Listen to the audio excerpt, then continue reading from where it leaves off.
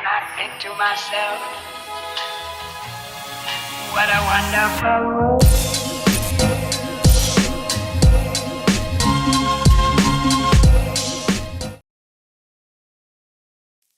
Halo semuanya, selamat datang kembali di Story Film.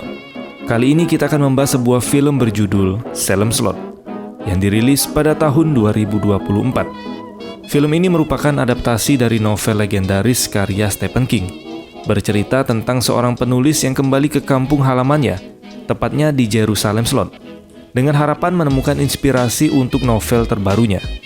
Namun, apa yang dia temukan jauh lebih mengerikan dari apa yang dia bayangkan. Penasaran? Oke lah, mending kita langsung aja masuk ke alur filmnya. Enjoy the video.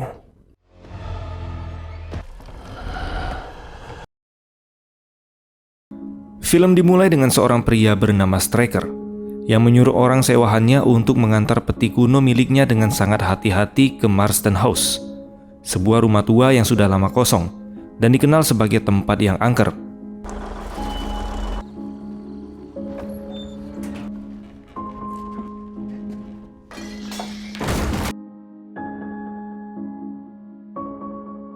Di sisi lain, cerita berfokus pada seorang pria bernama Ben, seorang penulis yang kembali ke kampung halamannya di Salem Slot, sebuah kota kecil di provinsi Maine, untuk mencari inspirasi baru tentang buku yang akan dia buat selanjutnya.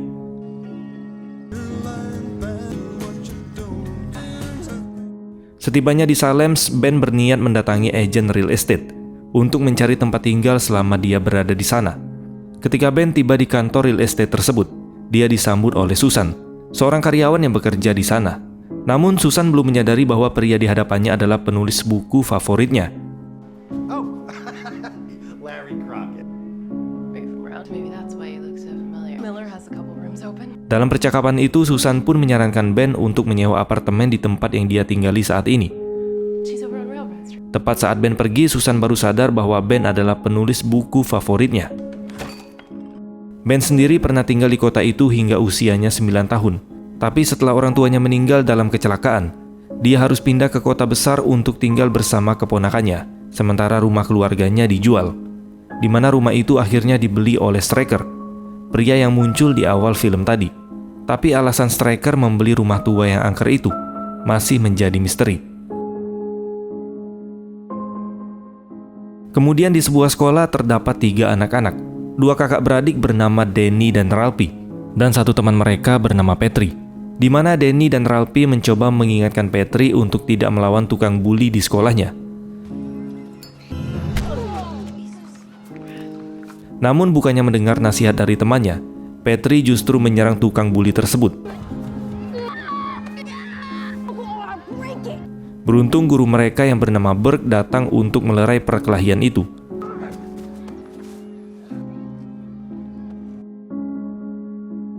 Setelah mendapatkan tempat tinggal, dia mulai fokus pada proyek buku barunya. Untuk itu, dia pun melakukan riset di perpustakaan umum. Di saat dia sedang fokus dengan proyek bukunya, Susan juga datang ke perpustakaan itu bersama ibunya. Penjaga perpustakaan yang mengetahui penulis buku favoritnya Susan berada di sana, dia pun langsung memberitahunya. Susan pun langsung memanfaatkan momen itu dengan memberikan kode kepada Ben sambil berkata cukup keras agar dia bisa mendengar. Ya, kalian tahulah. Ibarat kucing dikasih ikan, pada sore harinya Ben pun tanpa pikir panjang mendatangi layar tancap yang dimaksud oleh Susan sebelumnya.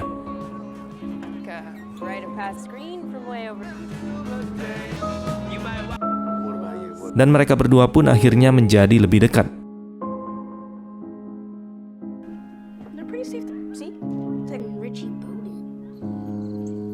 Di sisi lain, saat Danny dan Ralphie dalam perjalanan setelah bermain ke rumah Petri, dia dihampiri oleh Strick yang menawarkan mereka pulang bersamanya. Tapi mereka menolak dan memilih berjalan santai.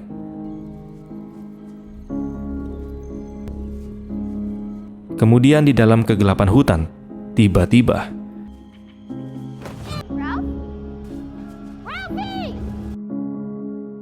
setelah itu Strick membawa Ralphie ke rumah Martin House, di mana kita akhirnya tahu jika peti yang dibawa oleh Snow sebelumnya ternyata berisi vampir kuno bernama Barlow. Dan juga ternyata Strick ini adalah pelayan setianya dari vampir Barlow. Lalu tujuan Strick menculik Ralphie adalah untuk mempersembahkannya kepada Barlow, agar vampir tersebut bisa memulai teror di kota Salems.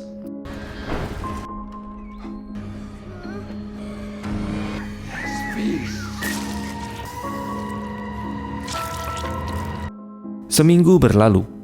Pasca Ralphie dimukbang oleh Barlow, namun pencarian terhadap Ralphie terus dilakukan. Tapi Ben yang ikut melakukan pencarian, dia dipandang sinis oleh setiap warga kota. Mengetahui itu, Burke pun menjelaskan bahwa hal itu wajar, karena tepat setelah kedatangannya ke kota tersebut, kejadian hilangnya Ralphie mulai terjadi. Meski begitu, dia tetap berkata pada Ben bahwa dia tidak perlu memikirkan perkataan orang-orang. Sedangkan untuk Danny, pasca kejadian tersebut dia tidak bisa mengingat apapun, bahkan kejadian ketika Ralphie diculik di hutan. Pada malam harinya, Danny merasa mendengar suara adiknya dari luar kamar. Ralphie? Karena penasaran, dia pun keluar rumah untuk memastikan suara tersebut. Ralph?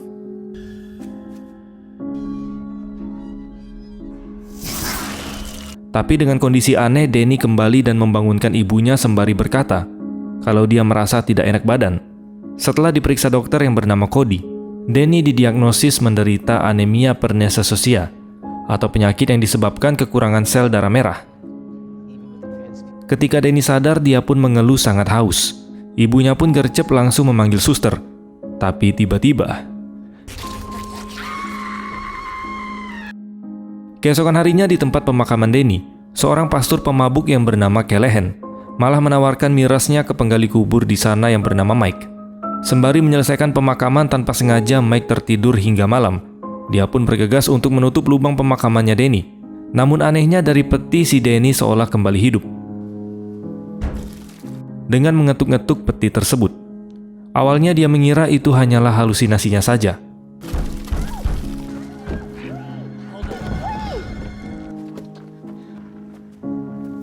Tapi sesaat setelah dia keluar dari lubang, tiba-tiba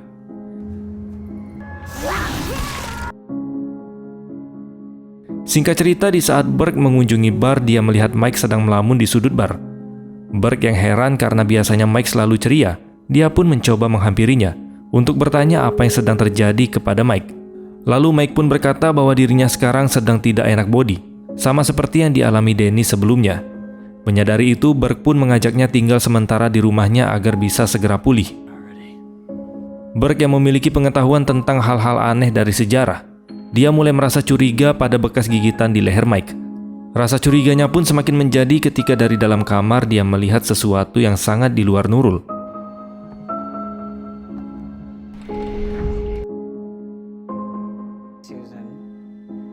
Hi, Eva. Merasa butuh bantuan, Burke pun mendatangi apartemen Ben yang kebetulan dia baru selesai adu mekanik dengan si Susan. Setelah memakai baju, Ben dan Susan pun menemui Burke untuk menanyakan apa yang telah terjadi. Di sini Burke langsung meminjam salib milik Ben dan mengajak Ben ke rumahnya, sambil berjanji dia akan menjelaskan apa yang terjadi setelah mereka sampai di sana. Sesampainya di rumah Burke, mereka menemukan bahwa Mike sudah tidak bernafas. Burke lalu menjelaskan bahwa dia mencurigai Mike telah berubah menjadi makhluk malam, alias vampir. Ciri-cirinya jelas terlihat dari bekas gigitan di lehernya, yang sebelumnya ada kini malah menghilang. Mendengar itu, Ben pun meminta Burke untuk memberitahukan hal ini kepada pihak polisi, tapi tanpa mengungkapkan asumsinya jika Mike telah berubah menjadi vampir. Tidak lama kemudian, Dr. Cody dan sheriff yang bernama Parkins, yang merupakan satu-satunya sheriff di kota itu, terlihat mereka sudah tiba di rumah Burke. Setelah Dr. Cody memastikan Mike telah benar-benar tewas, Burke segera menanyakan penyebab kematian Danny, karena dia berasumsi ada kaitan antara kematian Danny dan apa yang terjadi pada Mike. Tapi karena Dr. Cody tidak percaya dengan hal-hal mistis seperti itu, dia akan menjawab asumsi Burke tersebut jika dia telah sepenuhnya memeriksa tubuh Mike. Di sisi lain, Petri, bocah pemberani yang gemar cerita vampir. Dia terkejut saat melihat Danny yang kini telah menjadi seorang vampir. Tanpa ragu, Petri segera menutup gorden. Mengingat salah satu aturan vampir, mereka tidak bisa memasuki rumah tanpa diundang oleh si pemilik rumah. Namun melalui jendela lain, Danny menggunakan kekuatan hipnotisnya untuk memaksa Petri membuka jalan. Beruntung salib kecil dari koleksi mainan vampir milik Petri berhasil mengusir Danny. Setelah kejadian itu, Petri pun mendalami aturan-aturan tentang vampire. Dia mempelajari bahwa vampir dapat dikalahkan dengan pasak kayu, sinar matahari, salib, air suci, bawang putih, dan mawar putih. Di rumah Burke, tanpa diduga, Mike yang kini sudah menjadi vampir menyerangnya. Beruntung dia berhasil mengusirnya dengan salib. Keesokan harinya, Dr. Cody terkejut ketika mendengar kabar ibu Danny yang tewas, dan dia langsung memeriksa ke ruangan mayat, hanya untuk menemukan tubuh Mike yang menghilang. Dia pun bergegas pergi ke rumah Burke untuk memberitahukan tentang apa yang telah terjadi. Namun saat tiba di sana, dia menemukan Burke dalam keadaan lemas. Setelah merawat Burke, Dr. Cody meminta Ben dan Susan datang ke tempat Burke untuk berdiskusi. Dari buku-buku yang dibaca Burke, mereka menemukan legenda tentang vampir kuno bernama Berlo yang telah hidup ribuan tahun. Diduga seseorang telah membangkitkan vampir Berlo dan membawa petinya ke desa ini, seperti yang dilakukan oleh Straker. Burke menyimpulkan Ralphie adalah korban pertamanya, sementara korban berikutnya adalah Danny, yang kini sudah menjadi vampire, dan Mike yang digigit di pemakaman Danny, kini menjadi bagian dari keluarga vampir baru yang dibentuk oleh vampir Berlo. Meski Burke memahami banyak tentang vampir, dia tidak memiliki cukup informasi tentang Berlo maupun Straker, pria misterius yang masih Burke duga sebagai pelayannya Berlo, atau pembantu setia si vampir. Burke, Ben, dan Susan pun berencana untuk membongkar makamnya Danny, untuk memastikan kebenaran dari hal yang mereka simpulkan. Namun dokter yang belum percaya menolak ide tersebut. Sebagai gantinya, mereka pun memutuskan untuk mengecek jasad ibunya Danny. Jika Danny benar-benar telah menjadi vampir, besar kemungkinan dia telah mendatangi ibunya. Lalu mereka pun berbagi tugas. Dr. Cody, Ben, dan Susan akan mengecek tubuh ibunya Danny, sedangkan Burke akan menyelidiki lebih lanjut tentang Straker yang dia duga sebagai pelayannya Berlo. Dari jauh, Burke pun mengawasi Straker yang sedang berada di tokonya. Di sana dia melihat Straker sedang bersama ibunya Susan, kemudian lanjut pergi ke Martin House. Tapi tanpa diduga, Petri juga mendatangi rumah tersebut. Di saat mereka berdua sedang mengecek, tiba-tiba pintu basement dikunci oleh Straker yang menyadari rencana mereka. Dan alhasil membuat mereka dengan terpaksa berada di kegelapan yang pastinya akan memudahkan vampir Berlo menyerang mereka.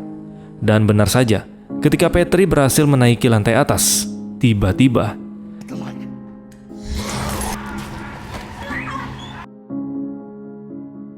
sementara itu, di saat Dr. Cody, Ben, dan Susan sampai di ruangan mayat, mereka dibuat panik ketika ibunya Danny bangkit sebagai vampire. Danny, answer me. I don't know. You're the writer. It's glowing! Bahkan ibunya Danny berhasil menggigit Dr. Cody. Beruntung di dalam kepanikan tersebut, Ben dan Susan berhasil menolong Dr. Cody dan juga mengusir ibunya Danny yang sudah menjadi vampir. Sembari meminta Susan menyuntikkan obat rabies agar dia tidak berubah menjadi vampir, Dr. Cody menyarankan mereka untuk segera menemui Pastor Callahan. Bless this cross.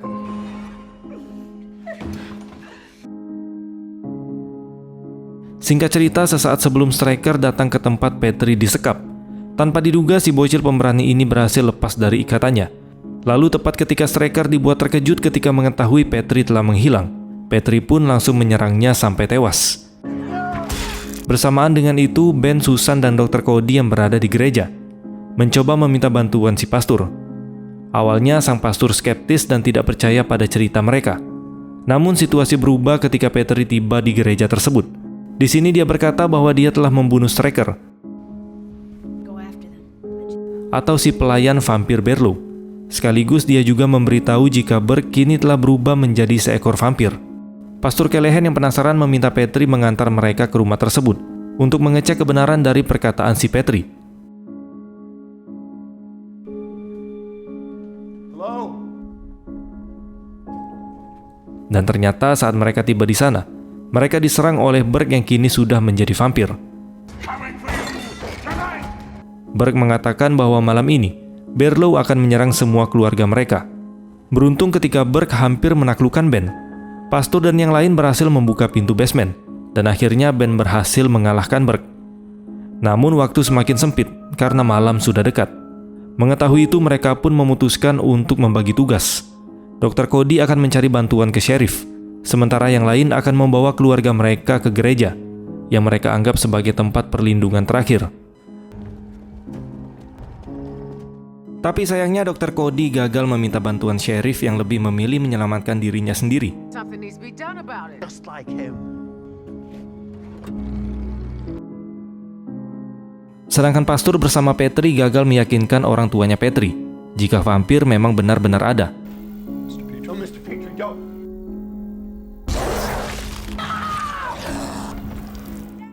Naasnya lagi ketika Berlo menyerang.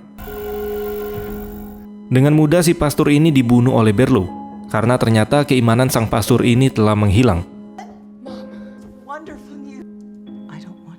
Sedangkan di sisi lain Susan malah digigit oleh bawahannya Berlo, di mana sang ibu telah termakan bujukan Berlo untuk menggantikan posisi Striker untuk menjadi bawahannya.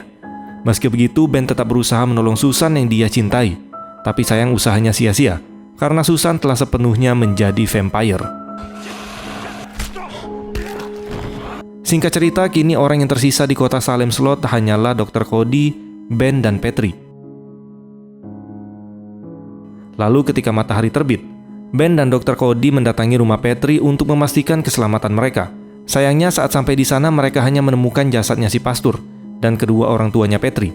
Namun ternyata Petri meninggalkan pesan di kertas yang mengatakan bahwa dia saat ini akan mencari cara untuk menghabisi Berlo yang telah membunuh orang tuanya. Sedangkan Petri di saat yang bersamaan telah sampai di toko milik Strick. Dan tanpa diduga di toko tersebut, Petri berhasil membunuh vampir Danny.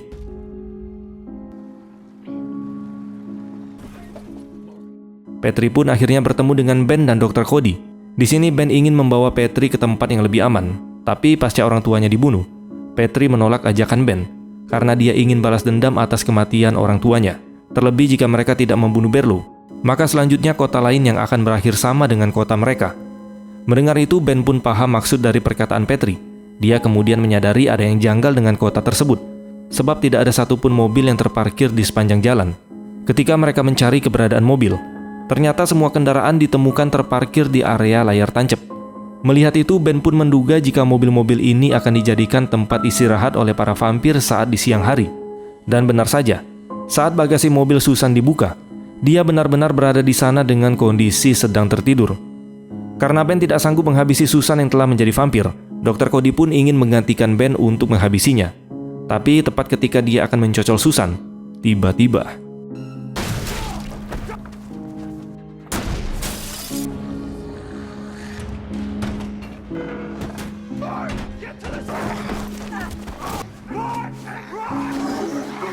beruntung dengan cerdiknya Petri menabrakkan mobil untuk membuat layar tancap yang menghalangi matahari itu ambruk. Bahkan dia pun menghabisi ibunya Susan yang menjadi pengganti Striker. Pasca kekacauan itu, Ben curiga dengan sebuah mobil van besar yang ada di sana. Dan benar saja, ketika dicek, peti yang berisi Berlo ada di dalam mobil itu.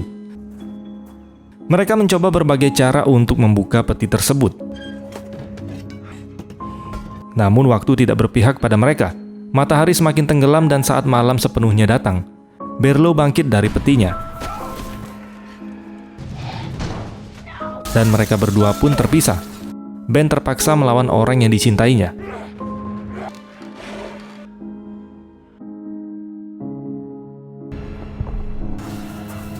Sedangkan Petri harus bersembunyi di puing-puing layar tancap.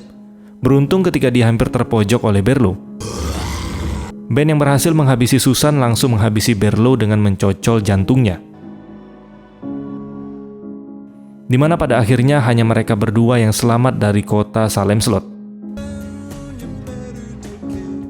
Dan film pun selesai. Ending yang sangat memvampirkan. Jujur film ini sangat membuat kita tegang di sepanjang film. Jadi wajar meski telah beberapa kali diadaptasi, film yang berawal dari novel ini tetap berhasil membuat penontonnya puas. Okelah teman-teman, mungkin ini aja yang bisa kita bahas pada kesempatan kali ini. Terima kasih sudah menonton dan sampai jumpa di next video.